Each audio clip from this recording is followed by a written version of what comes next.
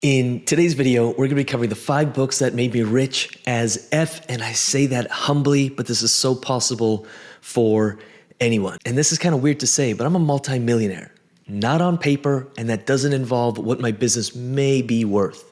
That is like cash and investment, super liquid. I can convert it into cash and have a couple $1,000,000. And I can credit a lot of that to these 5 books, which we're going to cover. I don't see many people talking about them on YouTube. I've reread these dozens of times, and I can confidently say that if you study these and apply them, because reading them alone ain't going to do nothing. We can read all these books and know all this stuff, but if we're not applying it, we probably won't get much out of it. But I can promise you that if you apply what you learn in these books, you too can become rich. And yes, rich enough to have a mustache and not care what anyone thinks of you. With that said, let's get into it. Book 1 is The Science of Getting Rich by Wallace Wattles. First time I read this book, it triggered the hell out of me. I threw it away. I think I was around 26 and I was like, this guy knows nothing. It created a reaction in me that was of like hate and disgust and like, how would this person know my life? I was in a really bad financial spot. I was $30,000, $40,000 in debt. My first business was falling apart and I just couldn't make ends meet. And the book starts like this: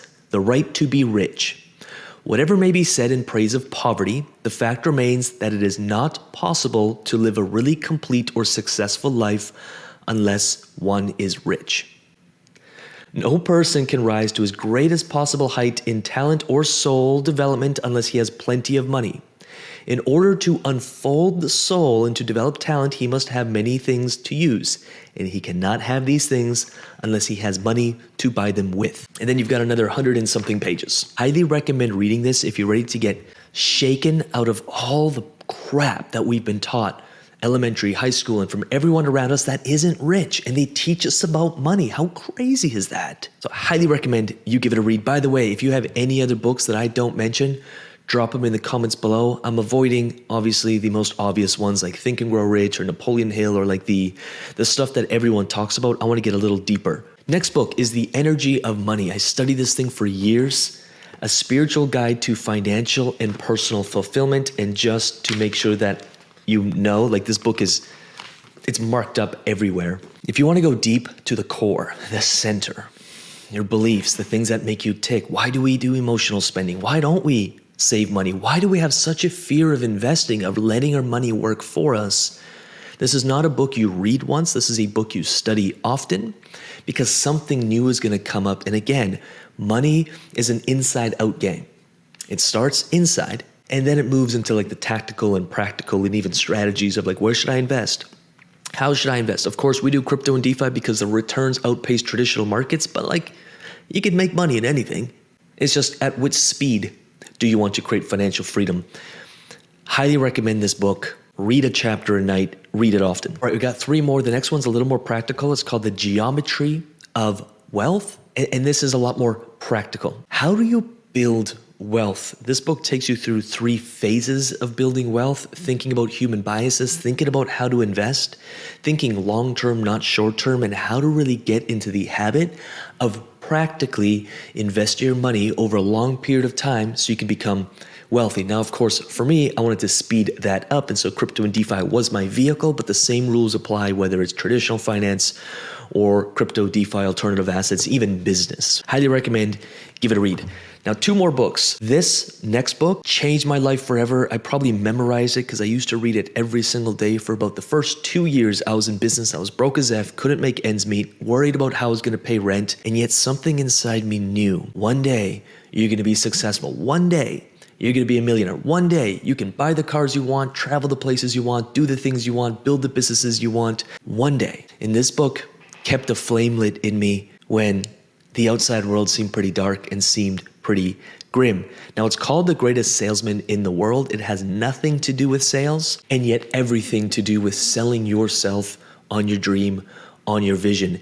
And this is a fictional book, and it's a story of someone who discovers these scrolls, these 10 scrolls, and he studies these scrolls and it gives him the secret of wealth, the secret of success. And there's a scroll in here. It's the scroll marked 3. I will persist until I succeed. That 3-4 pages in this book kept me alive, literally alive, through some of the most difficult times in my life. Let me know in the comments if you've read this gem. If you know of Mandino, he wrote some awesome stuff. He's like an OG from back in the day. This book's not talked about much. It's small, it's short, you can get through it quick. Highly worth reading, especially if you're in a place where you need some hope, you want to increase your level of faith, and you want to know and see that there's a light at the end of the tunnel, and you want that energy to get through it and that inspiration and vision to get through it. Highly recommend this one. And finally, this isn't a book on money, but I wanted to add it in here, yet it's going to change your financial life forever and ever and ever if you study and apply it, called The Power of Your Subconscious Mind by Joseph Murphy. As we know, we have the conscious mind and the subconscious mind. And the subconscious mind runs us. That's why we often wonder, why did I do that? That's so weird how I ended up here. It's so weird how I keep ending up here. Why do I do the things I do? And that's a question I asked myself because I kept making stupid decisions.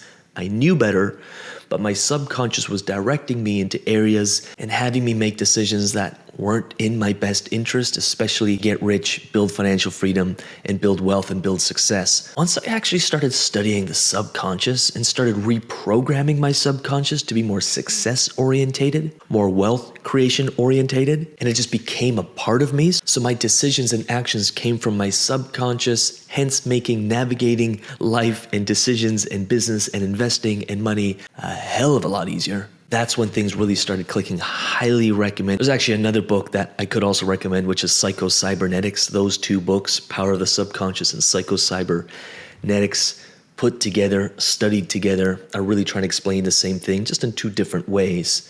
But it's like that success mechanism, that thing that's below the conscious, that subconscious that makes everything tick. Now, I do want to note as we come to a close here is A, leave your thoughts in the comments below. What books do you have to add? And I will say this as well. I spent a long time chasing success. I've traveled around the world. I've driven every car I've ever wanted to. I bought my dream car. I'm actually negotiating for yet another dream car. And I will tell you this, that stuff, there's diminishing returns on the happiness that brings. But what I will say is when I look in the mirror of who I had to become in order to live this life, that's the gift. And I think whether you realize it or not, your pursuit of success and money and financial success and even financial freedom, the gift in that is going to be who you become in your soul's evolution, in your personal development. Now, I'm not saying that having money won't make you happy, because it will. It underwrites happiness, and it also allows you to do things with people you want and go places and all that fun stuff.